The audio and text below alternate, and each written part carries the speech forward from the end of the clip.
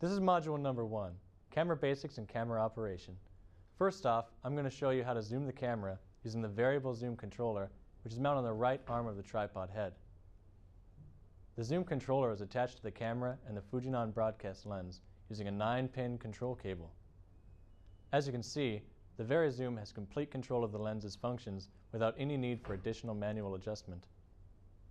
Next, I'll be demonstrating how to properly focus the camera using the focus controller mounted on the left arm of the tripod head. It's important to first zoom in all the way on your subject and then begin setting focus.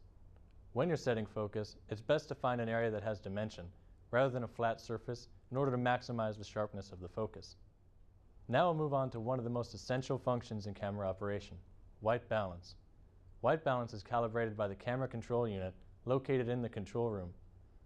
The first step in setting white balance for the camera is to set up a white card under the lighting conditions that you're going to be using. Then you want to zoom in on the white card until at least 60% of the frame is filled. The remaining functions are controlled by the CCU. It's important to make sure the CCU is ready for white balance by first pressing the SW active button on the top left of the control panel, then press the AWB button on the right side of the control panel. The next step in camera operation is to set the exposure. The CCU is used for this function. The iris potentiometer is used to adjust the amount of light coming through the lens. As you can see, the exposure goes up and down depending on how you move the iris. Another key feature in camera operation is how to properly compose the image. First of all, it is important to follow the rule of thirds. Additionally, it's important to understand how to position your subject within the frame. You should always have enough headroom, and depending on where the subject is looking, you should also add nose room.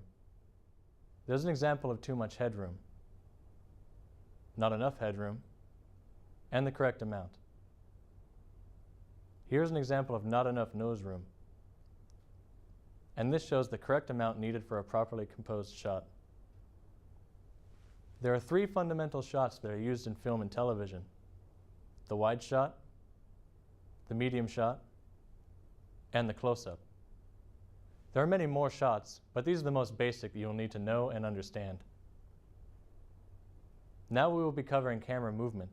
The basic movements are the pan, which is a simple right to left movement, the tilt, which is an upward or downward movement of the camera, the truck, which is similar to the pan, but in this case the entire camera is moved left or right, the dolly, which is a forward or backward movement of the camera, and finally, the pedestal, which is an upward lift of the camera.